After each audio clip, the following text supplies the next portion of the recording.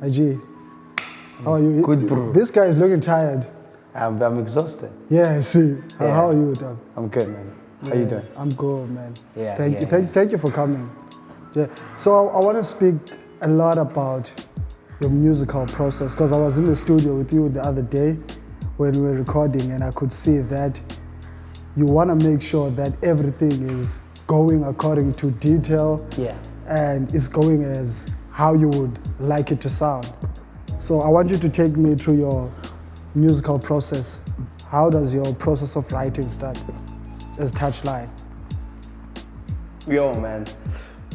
You know, that's one of the most important parts of my brand, you know? Or that's the most important part of the process is to create the music.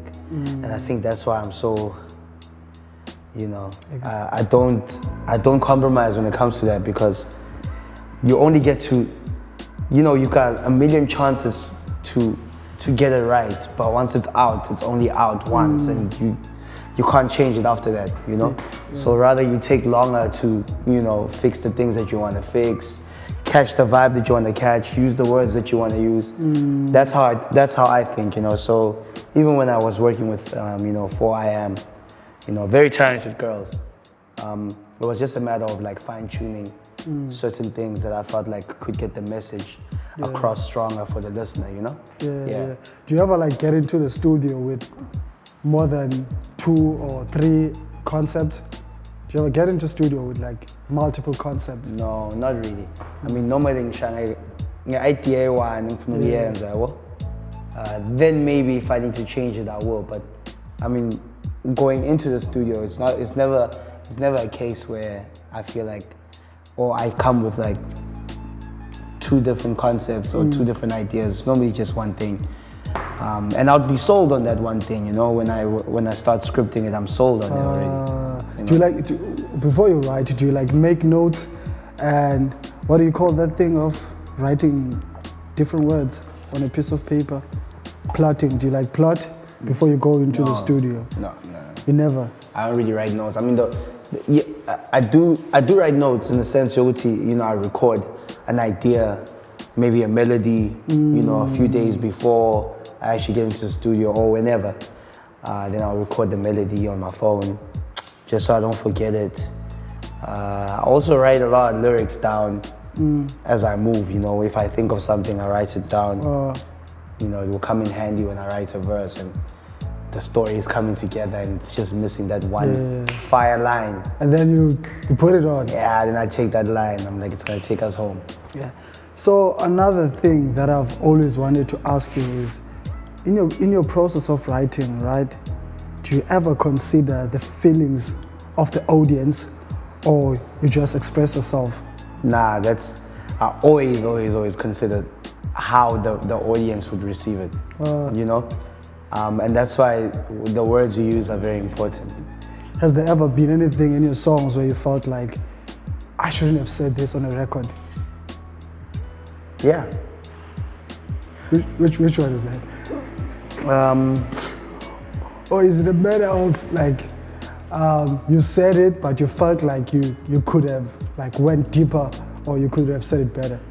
Nah, I mean, there's a few lines where I feel like, maybe not a lot, maybe 1 or 2, you know, where I feel like maybe I went and I said something about somebody that maybe I shouldn't have, in order to make a statement, you know. Like the Kanyambao line on 5 grand, you know. I'm thinking if she had to hear that, she'd think I'm being some type of way. Have you ever met Kanye? No, I haven't.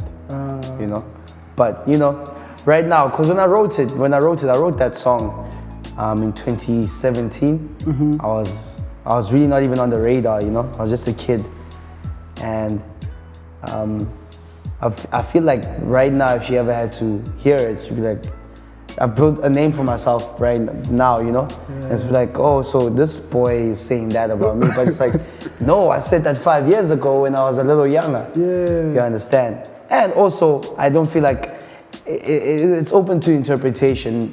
I don't think it's an offensive line necessarily. I just feel like the public makes it offensive because they always want to tag her. When they hear it, they're tagging her, and it's like that's not the point.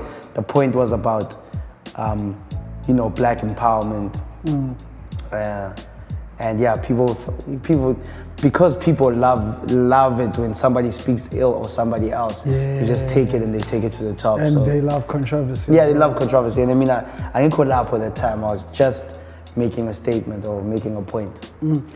So content-wise, do you ever feel like you are allowed to say anything that you want to say, or do you ever feel obligated to say some things? I never feel obligated to say anything. If anything, I censor myself from saying certain things. You know? Yeah, I always have to think, okay, I'm not gonna say that. You know? Even though I want to say it. But I just feel like the era that we're living in now is a very sensitive era. You get cancelled for almost nothing, you know? So you think twice. You're like, am I gonna say that?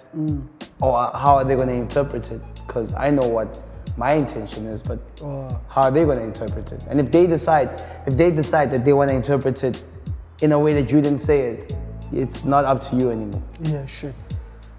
That's crazy. That's crazy. You know? Like I said, let's get to the mixtape that you dropped recently. Like I wanna know, what was the inspiration musically, lyrically, even philosophically? Like, what was the inspiration when you were working on that project? There was no real moment where I preconceived the project. You know? It all just came together in a way where, because I've been working on the music for many years, there's certain songs that I stumble upon when I'm writing them, and I feel like this one could really be impactful. And that was the basis of selection. You know, you look at how does this song balance with the other songs, and how impactful can this song be? There's no like, okay, I want to move in this direction. No, not necessarily. I made that decision long ago. Yeah. You know, so it's not a thing that I have to think about anymore.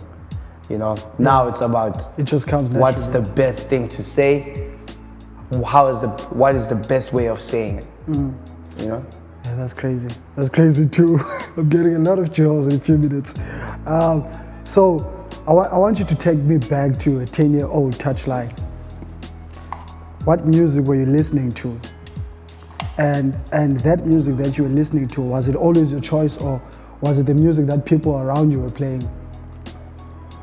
It was a lot of kwaito, a lot of gospel, a lot of R&B from Orkant, of course.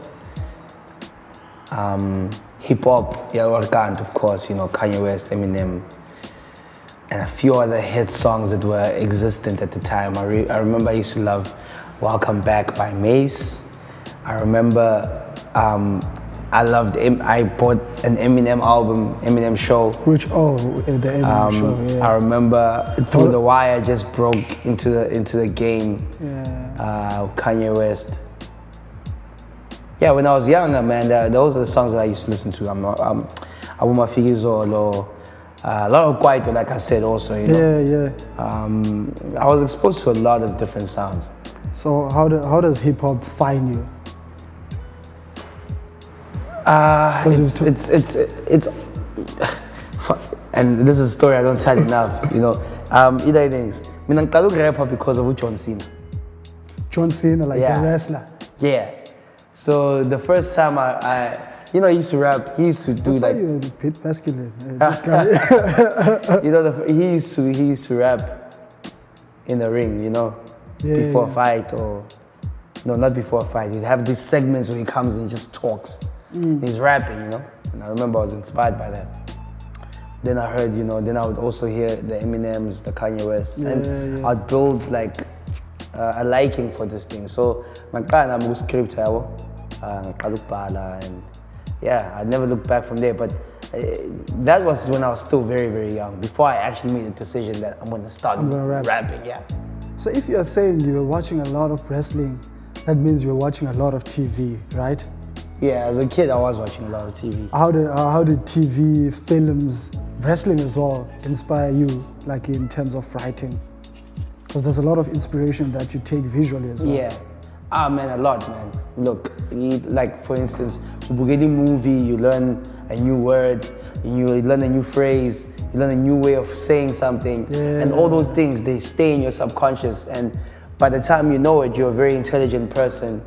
You're very witty, you're intellectual, because man, the content that you consumed as a kid, it related to a different world, you know? Yeah. The world of the Americans, the world of the Europeans, you know?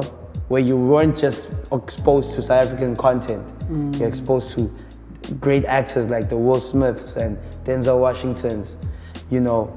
And in music also, it was the same way. So, you know, other people's art really, really influenced how I was to perceive art and how I was to deliver my own art. Shit.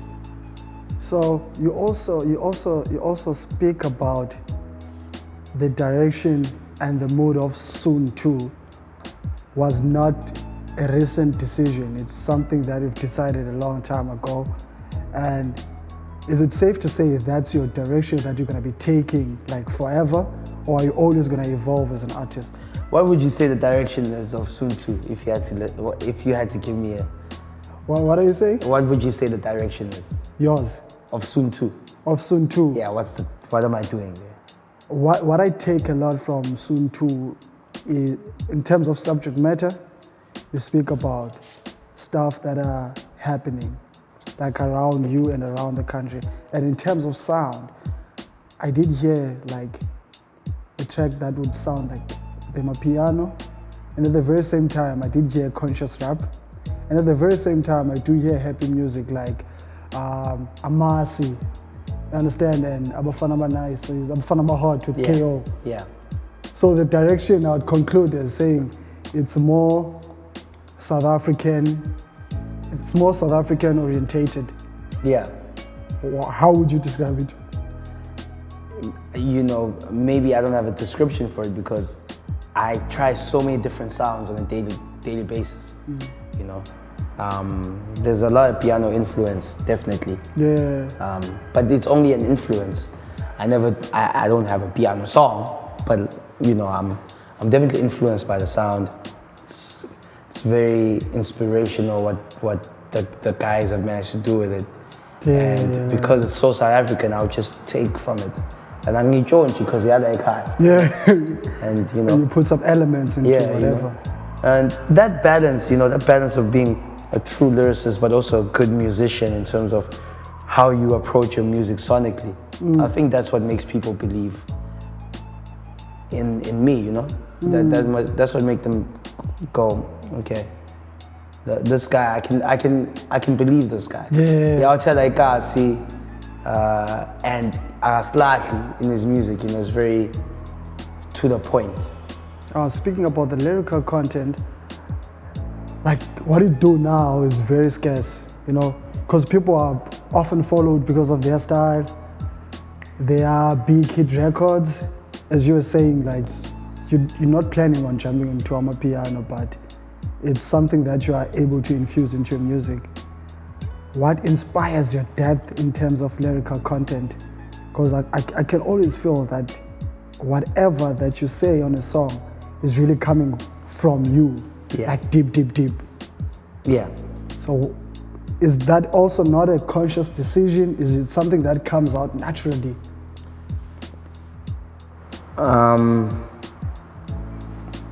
Because I know like there's rappers who say, yo, when I write, I make sure that I write. Yeah. I have my dictionary here, I have everything here, blah, blah, blah. But you, because as I'm saying, I got to be in the same space as you, and I could see that there's lines that come out naturally, and you'd say, why don't you say? Why don't you say? So when you're writing alone at your own time, at your own space, do you also come out like that? Or is it a matter of you making sure, okay, each and every line has to go like this? Yeah, I'm very super meticulous when it comes to writing. I try not to miss a beat, like I feel like it's important. Every word is important. And if you listen to a verse of mine, you'll realize that there was a lot of thought that was put into like every single line. And I feel like every single line, as much as it connects with the next line, it has to have a life of its own, so that if somebody wants to have a conversation with you, they can quote that line, but they don't have to quote the whole verse, but they'll have that line that relates to their life. So you love quotables? Yeah. If you listen to the first 8 bars of A South African Christmas, for instance. Yeah, we're gonna get there as well. It's like the first 8 bars, it's like I pick out moments that people can use to describe their own lives or describe the situation that they see around them. But every line is important. It's not like the 4th line is important and the 7th line is important. Every line, if you had to say it, if you had to choose one line from those first 8 bars and say it randomly, people would understand what you're talking about. Yeah, for real. For real. If you just had to say it, you don't have to say another line or you say that one line in a conversation. It will sound like you're saying it as part of the conversation. It doesn't sound like you're quoting a lyric. Yeah, and like now, because we trying to get closer to other stuff as well, I've always tried and analyze your personality, but I've never seen you perform. Now I got a chance to see you at the studio, but I'd like to know how different is your personalities when you're performing and when you're at the studio recording? Very relaxed in the studio. I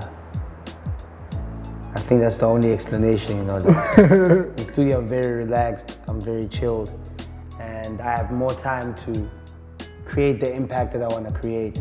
And on stage, you have to do everything now. You have 15 minutes, 30 minutes to really, really change lives. And so I've got a little more energy on stage, a little more intent, What's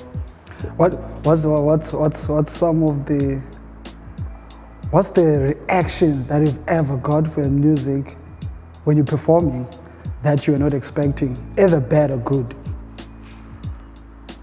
Can you remember any reaction? Either bad or good? Yeah. It's hard to say because, I think on a weekly basis I get a lot of good feedback when I'm on stage. But I think people crying, because of the things that I say, I think that has to be one of the strangest but also greatest things that can happen for a performer. People really being in awe because they really listen to your music and it touches them, and when they see you, it's like they can't control themselves. That's also very crazy. But when you see them like quoting the lyrics, rapping the songs, and then they got tears in their eyes, it's a different experience. So I think that's like a standout thing. Yeah, Doug. And when it comes to your music now, what's the reaction that you've got and you were not expecting? Because I'm saying this because I saw when you dropped your mixtape, you were getting reactions from people who are not even part of the hip-hop community. That's like your DJ Zinhles and others were saying this project is fire. So what's the other reactions that you've got that are similar to that? The one thing that I noticed after I dropped Soon 2, everybody tells me about Soon 2. Back then they always tell me about something else. They tell me about like I'll Always Have Me, which they still tell me about. They tell me about like songs, Yeah. Now everybody just tells me about the project, and they wouldn't even be picking out songs, It's just the they'll project, mention, the body of I it. love Actions Over Captions, I love A South African Christmas, or whatever, But mind you, when they talk to me and they're talking about the project, you know? So that's very surprising. Ukuthi, the project itself is very strong, and I want to, they connect with it so much that those 10 songs are like a part of their daily lives, and that's incredible. When you're listening to the project, you feel like, even though you said a lot, but when you're listening to the project, you feel like he could have given us more, because it ends when you're still enjoying it. And there's few projects like that. There's a lot of projects that would have 10 songs, but when it's ending, and you're like, oh, okay, it's fine. Yeah. Yeah, but that one, you feel like, ish, I wish you could have added 3 more songs. I wish you could have added 2 more songs. Yeah. And it's like, it's very rare. And I want us to speak about a Christmas song, a South African Christmas song. Like when you are writing that song, where are you mentally? I'm sure that song itself is self-explanatory, but I want to get into your emotions, like where are you? Can you remember? Yeah, it was Christmas Eve or 2 days before Christmas. And I felt like, I don't think this is a great, happy Christmas, you know? The lights are going off. Are we pausing or? No, we're not. You know, I felt like it's not a happy Christmas for many people in South Africa. And I wanted to be honest about the fact that, yes, we can enjoy Christmas and we can have fun with family, etc. on Christmas Day, but it doesn't change the fact that deep down, you know what troubles you're going through. Even on a joyous day like that, it's very clear in your mind, each and every single moment, snap, I'm not happy, and I'm not happy because of this and this and this. Yeah. So I wanted to really reflect the truth about not Christmas, but like any moment where people pretend to be happy. Yeah. I wanted to reveal how we really be feeling. This is how we really feel, you know? Before that, how were you feeling about Christmas? I mean, as a kid, it's an exciting time. You wake up, you hope to see the sun dancing. For sure, at that time you don't have any problems. Yeah, you know? But the older you get, the more you realize life is a really demanding thing. Yeah. You know, staying alive is really demanding. Being at peace. Staying alive is very demanding. That's so deep. Yeah, man, it's difficult. So it's just a difficult thing, Faith. So Touch, there's a line where you say, every hood nigga wished they had white neighbors. Yeah. I think you said that. Yeah. Like when you're reflecting into the South African communities, like what do you see as a creator? Because you are, by those lines, you are actually reflecting on the fact that poverty is still there. The hood is still the hood. Black people are still in the hood. There's still few black people in the suburban areas, right? So when you say every black nigger wishes they had white neighbors, is that your political side as a rapper, or is it just a factual and an expression as a creator? So the line is, every hood nigga's dream is to have white neighbors. Yeah. It's plain and simple. It just means we all want to move out of the hood. Yeah. You know? It really got over my head. Yeah. Like that. Yeah. It just means every song is from the. Do you want to go out of the hood? Yeah. I mean, I don't necessarily live in the hood, Konamanje. Okay. But my state of mind is still there. And I want to remove my state of mind from things like poverty and things like lack. You know, when you lack, you know, believing that you're not good enough. You know, these are things that we're conditioned to believe, Moselokshi. And I don't ever want to operate from that place. You know. Yeah, man. That's so crazy. Even my mind state, I wanted to be away from the hood. Yeah. Yeah. And in one of your lines, you say, you were speaking about women, and you say, the other women that they love is their mothers, which is like very true Yeah. in this time. Because each and every time you're on the internet, you see a woman bashing another woman. You see a woman saying something about another woman. What do you think causes that? It's a difficult thing. You can't really break it down in an interview, you know? But I think first of all, the way the world is designed, it's designed for males to prosper. You know? And now women are sort of like forced to fight each other for a lot of things that they should just be getting. Without having to fight for them. Yeah, you know, but fighting for recognition, fighting to be respected in the industry, in any industry, in a male-dominated industry, they have to fight to just be respected. You know, they have to fight against having to sleep with somebody because this person holds the key to the opportunity that they have. Yeah. But the guy says, you know, if you don't give me this, then I can't give you that. You know, all those things psychologically, I think they play a significant role in how women operate. You know, and obviously with the lack of empathy that the world has, they never want to look at the root cause. They always just want to look at how things are, and they're gonna bash women for everything and every decision that they make, right? And I'm one of those people that question things. Yeah. You understand? But I also question a lot of things that my brothers do. I question a lot of things that I do in my music. That's crazy. You know?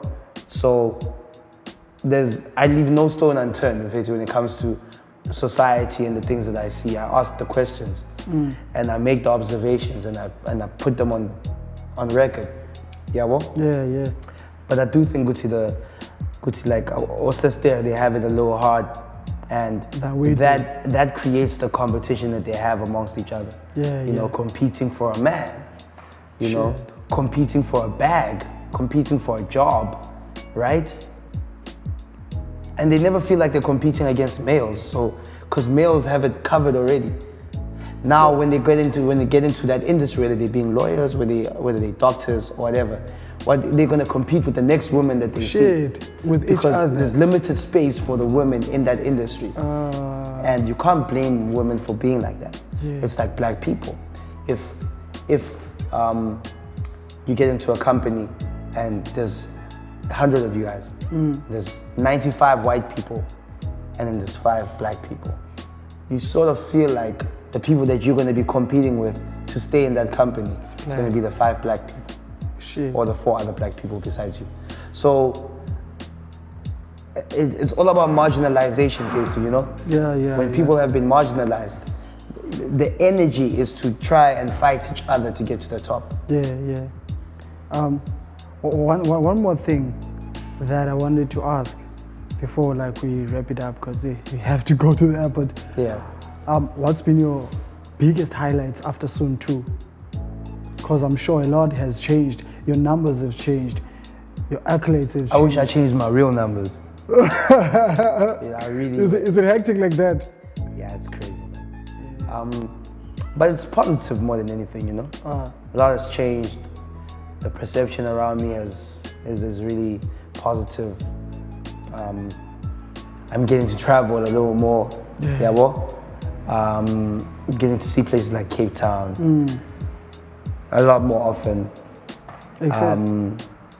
You know, and a lot has changed, man. I can't really say what it is. But it's beautiful. But it's beautiful. It's great. It looks like I made the right decision by being a musician. Yeah, dog. When it comes to writing, I wanted to tap on that as well. Traveling a lot and having to stay into hotels, you're touring around. Don't you ever feel like your subject matter is changing a bit now? Subject matter? Yeah, because I'm thinking you might find yourself speaking about stuff that the people that you were talking to initially can't relate to. For example, a guy at Ndira, he's never been into a hotel. They've never been to the airport. But he needs to know how it feels like. Oh. You know, subject matter is subject to change. It has to change. Yeah. Not change, but you definitely have to speak about the things that you're really experiencing. Because if you speak about, if you are a rich nigga speaking about poverty, we still won't believe you. Yeah. You understand? I get it. So rather just speak about what you're going through. At least yes, it's okay, I know. That's exactly how he's living, you know? That's exactly what's happening in his life. When people see that, they're gonna respect you more of it than for you to act like, yeah, there's a natural instinct that people have. I'm just gonna tap on two stuff. Yeah. How's your relationship with Slikour? Because I think a year or 2 years back, we were in Johannesburg, I was with him and a few other guys. That's before you dropped the project, and he was speaking so highly about you. Like, how do people like him help and motivate you, or what has been his biggest impact that he's played in your career so far?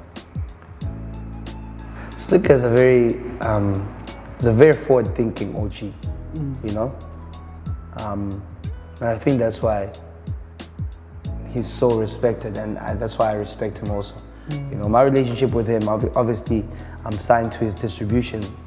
Soul Distro, you know? They handle all my online stuff. And very efficient, very business-minded. And he cares about the artists. Yeah, he does. You know? And I enjoy working with him. You know, I don't get to talk to him too much, but when I do, I always learn a lot. So, yeah, I would say he's a good bro. The way you said, I'm a good bro.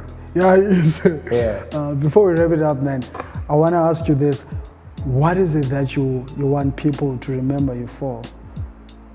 Like, even while you're still alive, what do you want people to remember you for? When I think Touchline, I think Ish. Remember me for being an artist that cares, you know? About people, about the things that people go through, you know, the things that are happening. I just want to be remembered as a person that was able to impact people's lives, you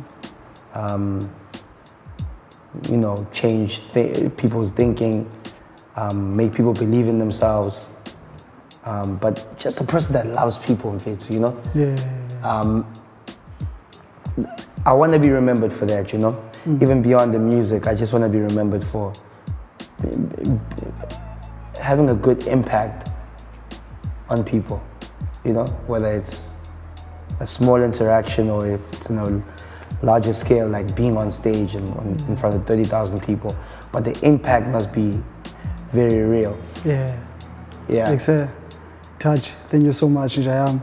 I wish you could have had a lengthy conversation or even an hour. Yeah. But yeah, because of time and the guy is busy putting the pressure. But thank you so much for coming. Yeah. And I really believe that you're gonna have the impact that you'd like to have, and people would remember you for being a good person.